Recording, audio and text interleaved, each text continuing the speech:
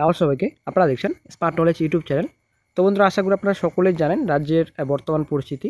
OBC কেসের জন্য কিন্তু সমস্ত রিক্রুটমেন্ট প্রসেস আটকে রয়েছে এবং রিক্রুটমেন্ট নোটিফিকেশন কিন্তু প্রকাশিত হচ্ছে না। ঠিক আছে, এই ওবিসি মামলার জন্যই বর্তমানে রাজ্যের অবস্থা যেরকমই থাকুক, কিন্তু আমাদের চাকরি দরকার। ঠিক আছে, তো তার জন্য কিন্তু পিএসসি অভিযান করা হবে 28 তারিখে। কোর্টের যেটা জাজমেন্ট, আশা করি আপনারা সকলেই জানেন, জাজমেন্টে কিন্তু ক্লিয়ার আছে যে কোনো রকম কিন্তু রিক্রুটমেন্ট নোটিফিকেশন বন্ধ থাকছে না এবং অনগোয়িং প্রসেস কিন্তু কোনো রকম আটকে থাকছে না, সেটা কিন্তু ক্লিয়ার।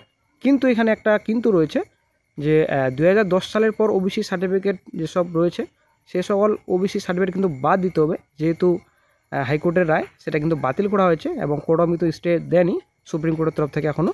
তার জন্য কিন্তু হাইকোর্টের যেটা রায় সেই রায়টা অবশ্যই মানতে হবে।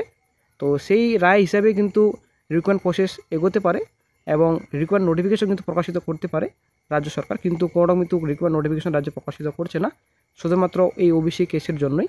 এখানে শুধুমাত্র ওবিসির জন্য কিন্তু অন্যান্য ক্যাটাগরি কিন্তু অনেকটা সমস্যা হচ্ছে, আশা করি আপনারা জানেন।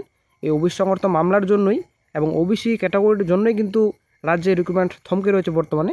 তো ওবিসির জন্য কেন থমকে থাকবে সেটা কিন্তু আমাদের মেন এক পয়েন্ট। ঠিক আছে, কারণ ওবিসি তো থাকছে এদিকে, ওবিসির জন্য কেন আদার্স ক্যাটাগরি কেন চুপচাপ বসে থাকবে, কেন রিক্রুটমেন্ট নোটিফিকেশন রাজ্যে প্রকাশিত হবে না রাজ্য সরকার শুধুমাত্র ওবিসির জন্যই কেন প্রকাশিত করবেন, তার জন্য কিন্তু পিএসসিতে কিন্তু ডেপুটেশন দেওয়া হবে এবং কী কী বিষয় নিয়ে ডেপুটেশন করা হবে আজকে আমরা এই ভিডিওতে বিস্তারিত সমস্যা আলোচনা করবো। অবশ্যই বন্ধুরা ভিডিওটি সম্পূর্ণ দেখুন, শেষ পর্যন্ত দেখুন। চ্যানেল নতুন দর্শক অবশ্যই চ্যানেলটিকে সাবস্ক্রাইব করে দেবেন। তো বন্ধুরা, ফুড এসআই অনেকদিন ধরে ঝুলে রয়েছে, কি বর্তমান আপডেট রয়েছে আশা করি আপনারা জানেন। সম্পূর্ণ এফআইআর কপি কিন্তু কালেক্ট করা হয়ে গেছে, এখন শুধুমাত্র কোর্টে কেস মেনশন হবে এবং ফায়ার অপারেটর নতুন নিয়োগের বিজ্ঞপ্তি, তারপর থাকলো আপনাদের স্কুল এসআই, ফরেস্টের আপনাদের রয়েছে, ফরেস্ট গার্ডের ব্যাপার রয়েছে।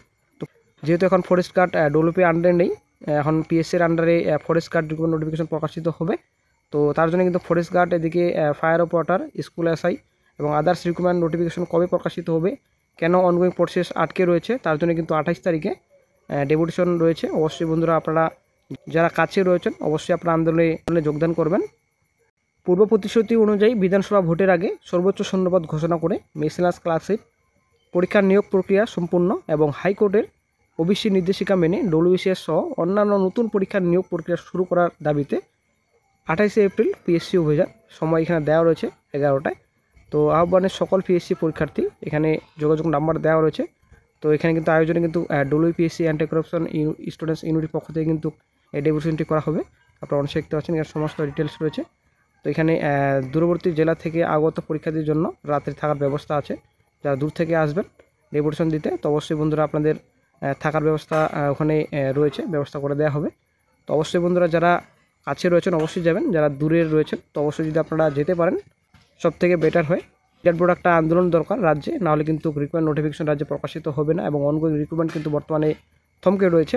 ডব্লিউপি এক্সামিশন, কেপি এক্সামিশন কিন্তু কোনোরকম হচ্ছে না, আবার কিন্তু আন্দোলন নামা হবে। তো দেখা যাক কি গুরুত্বপূর্ণ আপডেট নেক্সটে পাওয়া যায়। তো 28 তারিখে, সামনে 28 তারিখ পিএসসি অভিযান। অবশ্যই বন্ধুরা কাছে রয়েছেন যারা এবং যারা দূরে রয়েছেন অবশ্যই চেষ্টা করবেন আন্দোলনে সামিল হওয়ার।